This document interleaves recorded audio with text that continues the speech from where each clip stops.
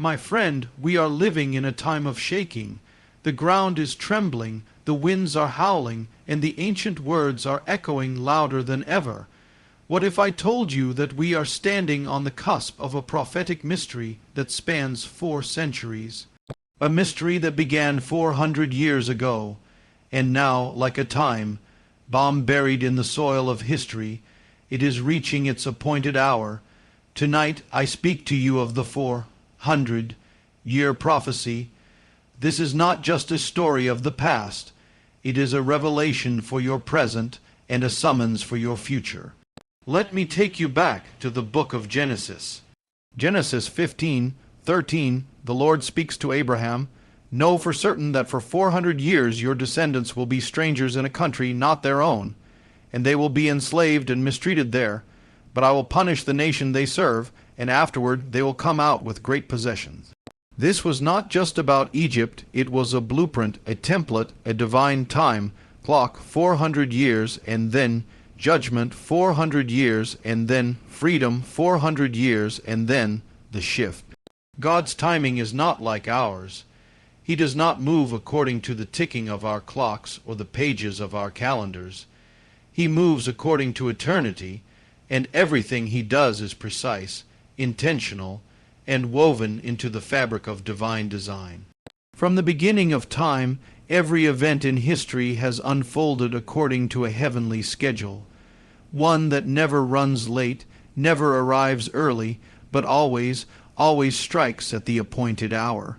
When God spoke to Abraham and told him that his descendants would be strangers in a land not their own for 400 years, it was not a vague estimate. It was not symbolic. It was a countdown, a divine timer set by the very breath of the Almighty. Not a year more, not a day less. And when that time was fulfilled, God moved. He split seas. He broke the back of Pharaoh. He led his people out by the power of his hand, right on time. You see, your life is not random. You were not born in the wrong era or by some cosmic accident. God planted you in this generation because your life fits into the timeline of heaven. You are a living piece of prophetic history. Just as God had a time for Israel to come out of Egypt, He has a time for you to rise. There are seasons and appointments written over your life, divine appointments, and the delays you thought were denials. They were simply the clock of God ticking closer to the exact moment when all things align. You may feel like you've been wandering, waiting, even forgotten. But the truth is, heaven has not overlooked you. You are part of a countdown. You are part of a prophetic moment. Everything you've walked through, the battles, the trials, the lessons, was preparing you for the precise moment God will say, now. And when He says now, no Pharaoh, no power of darkness, no closed door can stop what He has decreed. So don't give up in the waiting. Don't lose faith in the delay. What you perceive as silence is actually precision. The same God who moved on the 400th year is the same God who will move in your situation. Not a second early, not a second late, and when He moves, it will be sudden, powerful, undeniable, because He is not bound by time. He authors it, and if He placed you in this moment, then this moment carries purpose. You are not just surviving time, you are fulfilling prophecy. You are walking out the pages written before you were born. You are part of a divine countdown, and the hand of the Almighty is about to strike the hour of your release. Hold fast, stand firm, and get ready, because when God's timing hits, everything changes. Every ending in God's plan is never just a full stop, it's a comma, a breath, a pause before something greater begins. When one cycle closes, it makes way for a new season to break forth, a fresh chapter to be written. But this birth, this new beginning, does not happen automatically or without intention.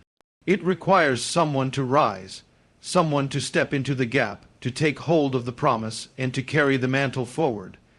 History is full of examples where the close of one era meant the dawn of another, but only because individuals answered the call. When the Israelites were in Egypt for 400 years, that time was marked by bondage and suffering, but it was not the end of their story. It was the closing of a cycle that demanded a leader to arise. Moses had to stand up, confront Pharaoh, and lead the people into freedom. The birth of a new era was directly linked to his willingness to rise. The same is true for you today. The struggles, the setbacks, the storms you have faced, these are signals that a cycle is coming to an end. But what follows is not guaranteed. It is reserved for those who refuse to remain passive, for those who will not shrink back in fear or settle for comfort. The birth of something new depends on your courage, your faith, and your action. When a cycle closes, you may feel the weight of what is behind you, the loss, the pain, the sacrifices. But that weight is meant to launch you forward, not hold you back. It is the tension before the spring releases its power. And God is waiting for you to say yes, to rise out of the ashes, to step out of the shadows, and to move boldly into the future He has prepared. You may be tempted to wait for someone else, to hope that another will lead the way. But history tells us that new seasons are birthed by those who take ownership. The new cycle will not arrive quietly or easily. It requires you to be awake, alert, and willing to bear the cost of change.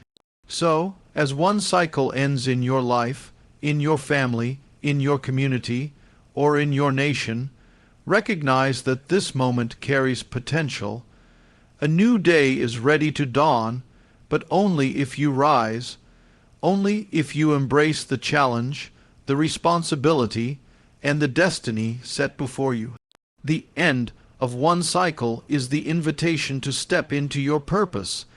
It is a call to leadership, to faith, and to action. When you answer that call, you do not just witness history, you become part of the new beginning that God is bringing forth. Prophecy is not simply words spoken into the wind or distant predictions that belong only to the past or future.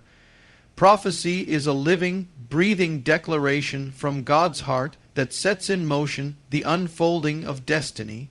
When prophecy begins to fulfill, it stirs something deep within the soul. It awakens a purpose, a calling, a divine assignment that can no longer be ignored. But here's the truth.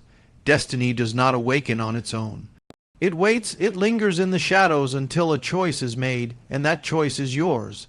You see, God's prophetic word is like a seed planted in the soil of your life. It carries within it the promise of what can be, the blueprint of your calling, the map of your future. But that seed needs fertile ground. It needs a heart willing to receive it, to nurture it, and to bring it to life. When prophecy begins to come alive, it does so not because of chance, but because there is someone who says yes, someone who steps forward in faith, who embraces the call, who refuses to turn back. To say yes to prophecy is to say yes to the unknown. It is to step out of comfort and certainty and walk into God's unfolding plan. It means embracing challenges, overcoming doubts, and pushing past fear. It means choosing obedience when the road is difficult, choosing hope when the circumstances are bleak, and choosing faith when the future looks uncertain. When prophecy fulfills, destiny is no longer dormant. It is awake, active, and powerful. It breathes life into dreams long deferred, and ignites the fire of purpose that can no longer be contained. But destiny will only awaken in the life of those who respond. It honors the one who says yes, who rises up, who moves forward. Many hear the whisper of prophecy, but only some answer the call.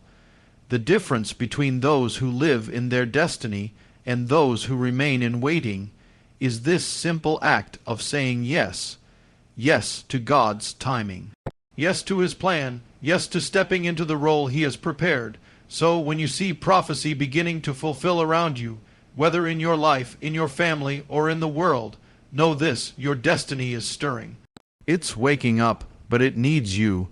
It needs your consent, your courage, your faith, because prophecy fulfilled is destiny awakened. But destiny awakened belongs only to those who say yes, so rise, and let the chains break. Let the captives go free, let the fire fall again, because the 400-year prophecy has come, and you were born for such a time as this.